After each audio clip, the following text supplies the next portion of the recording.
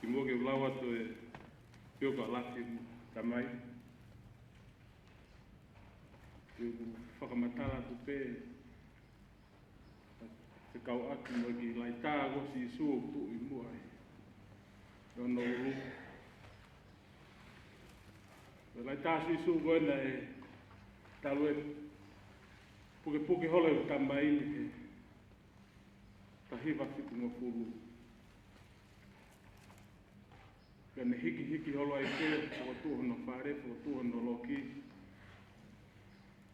kone hinga ne toho lo hena e vela hono loki pia vela mea kotoa ka koe lai kaa pena ke vela pia talu me he taiwa fiku ngā puru ne puke holo ki lai taa pia ne tago tu he tine lahi ka ahi ano aho pia mai pia si isua poko tuu i mua ke hoko ko hono wha. O ko uhinga ia ua mai ki lai tāo tuu pehe. Ko roto e mau tā mai ki tuu pehe si sua ke ne hiki atu me mo iko ni alo. Ko pio ka lafi hoi pekia ko semi purei vai kano ngataa a ena i loi ko nofo wao kano ngataa. Ko sempurei vai kano ngataa na e whanau e ia. Na e whanau ia i he aho tau noa Novema taiwa whātaha. Na e tupu hake ia he onga mātua ko Isleri i soa kano ngataa o kolo motua mo e whanu mo e moa o hofoa. Pea mo tāpaita le polo kaho o kolo vai. Na e kauka haki i whanau e toko walu aia koe lahi taha,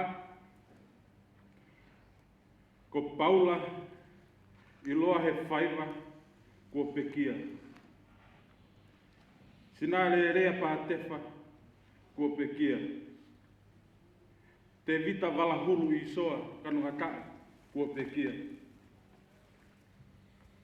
Taniela waha kolo kanungata kua pekia. Airine tu pou riki o kei mo uia.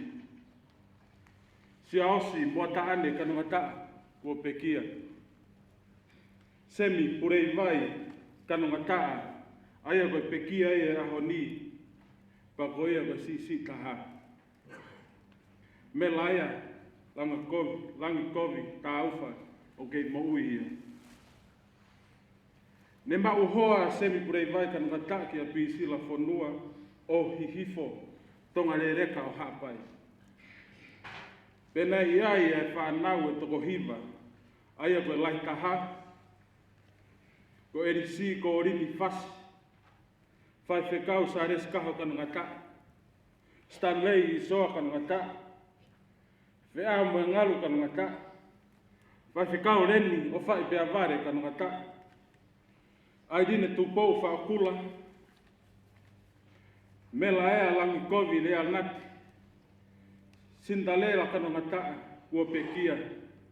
Pea koe sisi taha ko hono o whaanga ko whaulata i sane fo ou. Kanongata.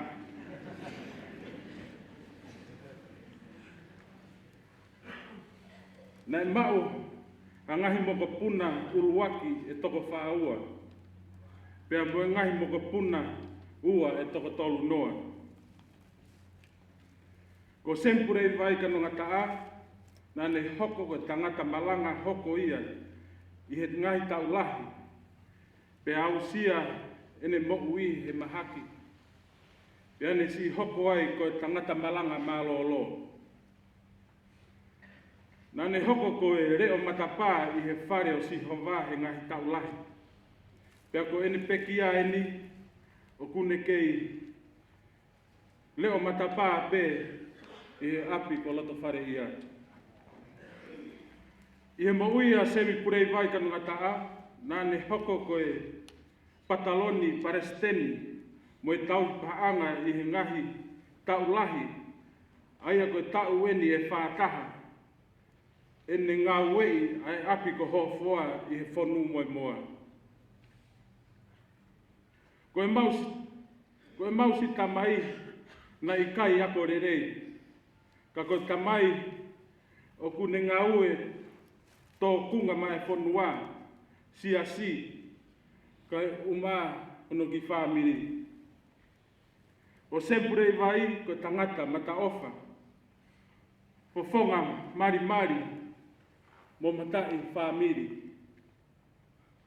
Nane ako i ki mautolu ke mau moi ofa mo ui foaki pea oua e fiu he whairerei.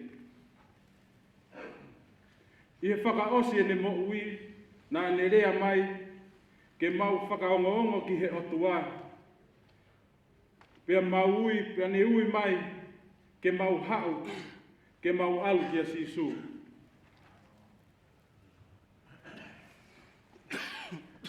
Ala se mai wholau aki mo i tangaka o kau he whakawhi ao i he hau. O ko mau whakamalo atu ki he si o tau anga ki he teki mau tolu.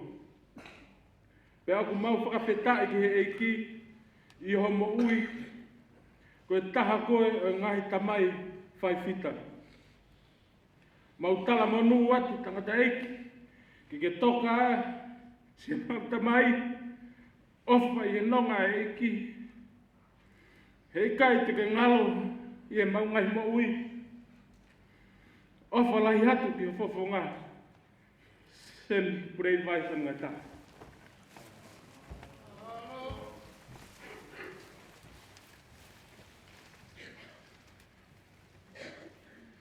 Himi ni mangiau wa maful mahi.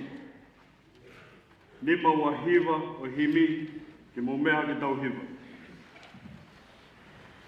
Kamatangi o pe aua, kahi e mo ui ia. Te hufanga he otua, i he malu hono nima. Tene fufu au, hono au finima.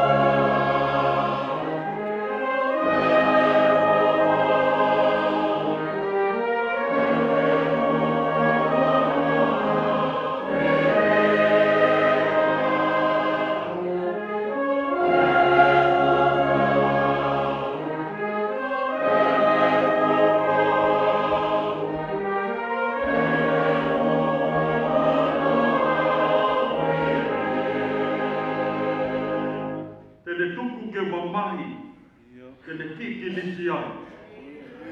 Koe ofa kua lahi, ofa whakai tamai. Tene fufu au, hono au finima.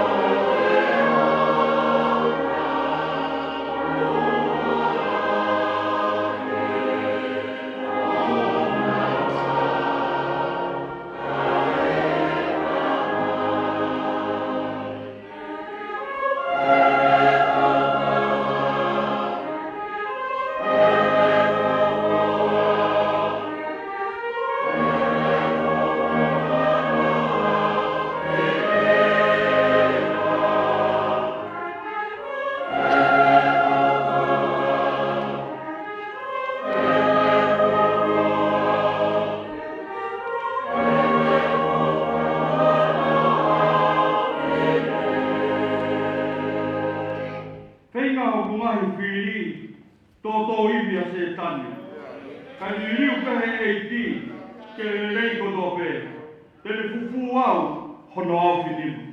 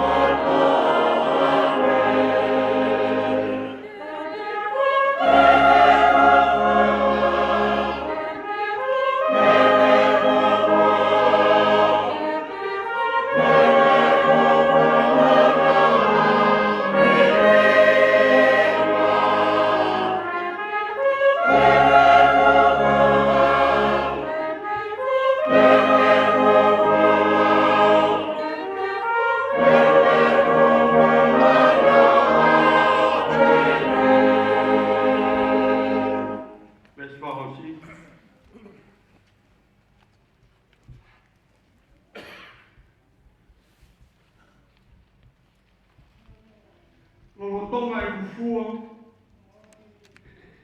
E kono si tuobi. Mana tu ia ure o tua. Tangi e tamasi. E te fua. No au pili.